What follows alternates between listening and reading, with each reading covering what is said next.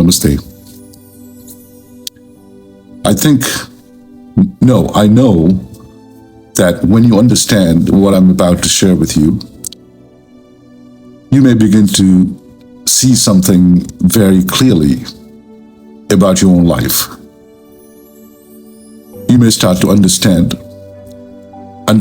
why you might be avoiding living your best life. And when I say best life, I'm not talking about wealth. I'm not talking about success, status, or achievement. Living your best life, as I have come to see it, is really about living as your authentic self and, in your own way, enriching people around you. That's it. If most of us could do just those two things, live authentically without fear and enrich the lives we touch, I think we would naturally grow, mature, and evolve without forcing anything. But this is where I have noticed something. A lot of very brilliant minds, people that I know, both online and offline, are not living the life they feel drawn to. Not the life they somehow know that they came here for. Not the life their inner voice keeps pointing towards. And it's not because they lack intelligence or opportunity even. It's because of something more subtle. They are holding on to a misunderstanding of a word that sounds beautiful, but can feel heavy. Authenticity. If you ask me honestly, I'd say I was afraid of that word too. For a long time, I thought to myself, how can I be authentic when the world is constantly judging me? I was afraid of that word too, until my teacher explained what authenticity actually means. He said something simple, but it kind of stayed with me. He said, authenticity does not mean coming up with brand new ideas or concept. Because the truth is, everything you can think of, every idea, every insight has existed before in some form. I'm not sharing anything here that I personally invented. Everything I'm sharing came from my teachers, from my relationship, from other people, from experiences and life itself. Authenticity isn't about originality. It's about alignment. And this is where authenticity becomes deeply connected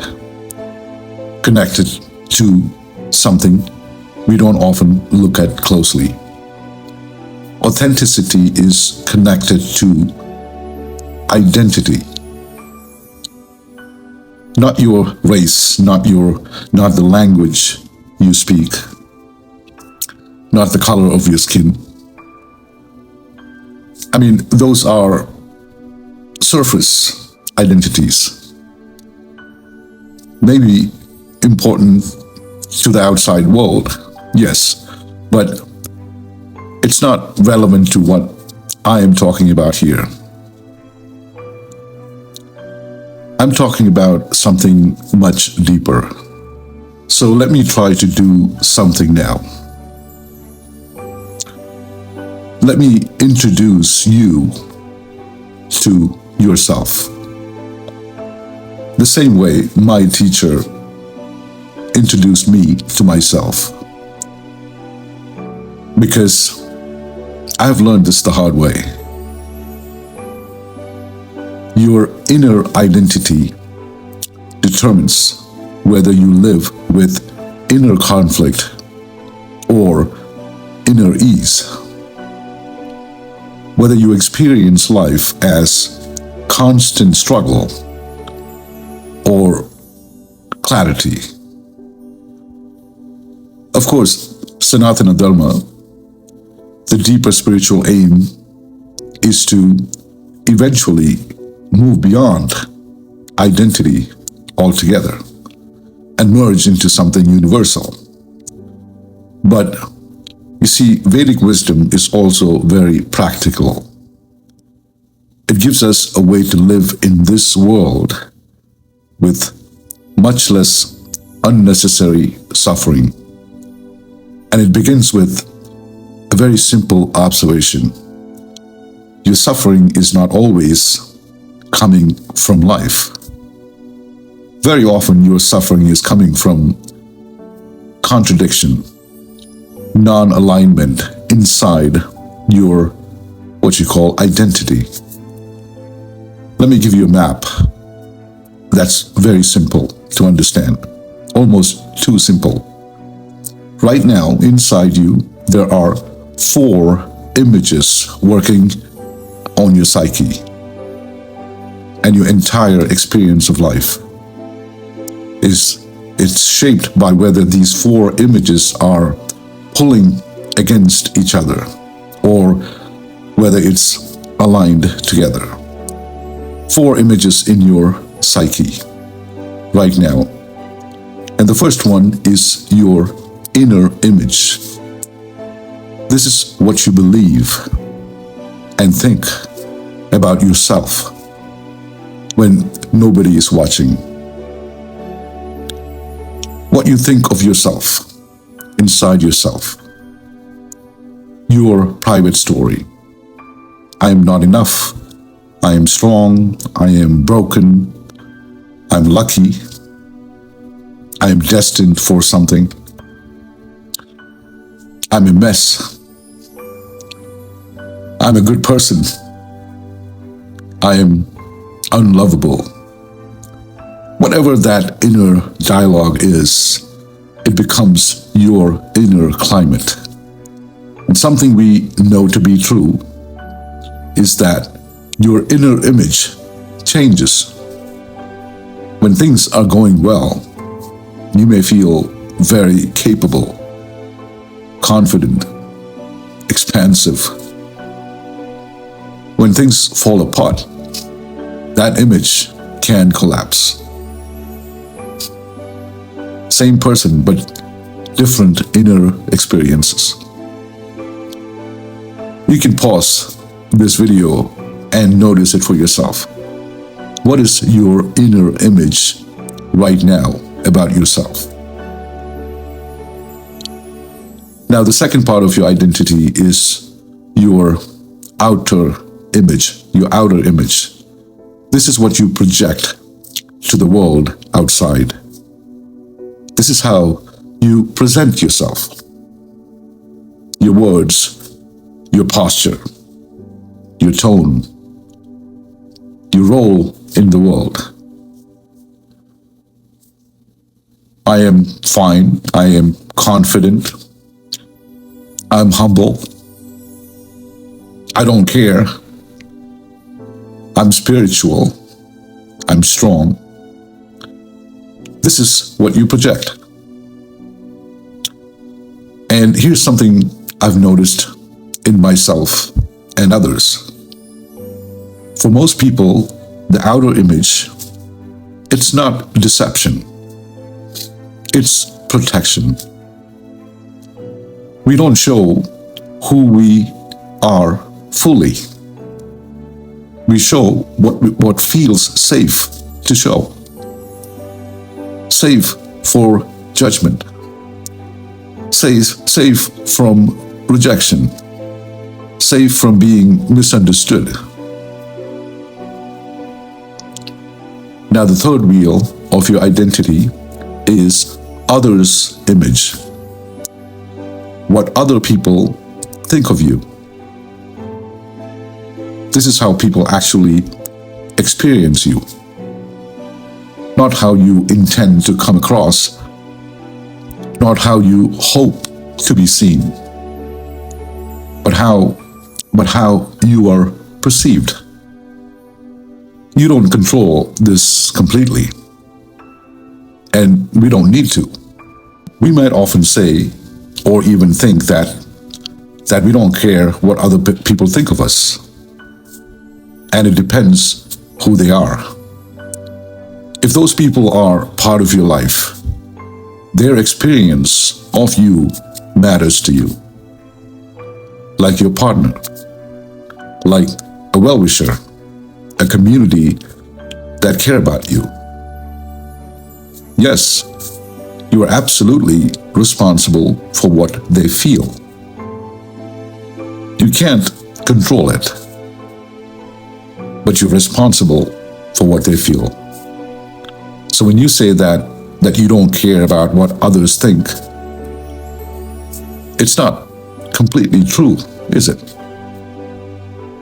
I've noticed that when my inner image and outer image are closer together, there's less friction around me. People may still misunderstand me, but there's less confusion. Now, the fourth wheel of your identity is your life image. This one took me a long time to notice. This is what you believe the world is out there. This is what you believe life itself is. Is life against you, or is it shaping you? Are people out there selfish or wounded? Is the world a trap or a place of learning? Because this belief shapes everything. If you believe life is hostile, you may live guarded. If you believe life is here to mature you, you may still struggle, but with meaning. Your struggles at the end will mean something to you. What I've noticed, again, in myself first, is that when these four images pull in different direction, life feels harder than it needs to. There's tension. Inside, I feel one way. Outside, I act another way. People respond in ways that don't match how I see myself. And life itself starts to feel very unfair. But when these images come a little closer together, not perfectly, just more honestly, something settles. For me, the relief didn't come from fixing everything. It came from alignment, from allowing these parts of me to speak to each other instead of fighting. A simple practice that helped me is just asking, what am I telling myself inside right now? How am I showing up to the world, and why? How might others be experiencing me?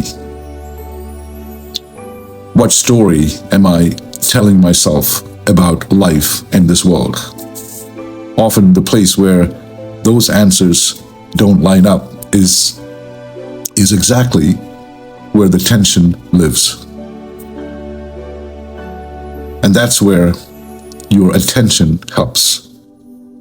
I don't see this as a solution or a rule. just a way of listening more carefully to ourselves. And maybe, over time, living with a little bit more honesty and a little less inner resistance. That's all I wanted to share. Take what's useful and leave the rest. And be gentle with yourself. Namaste.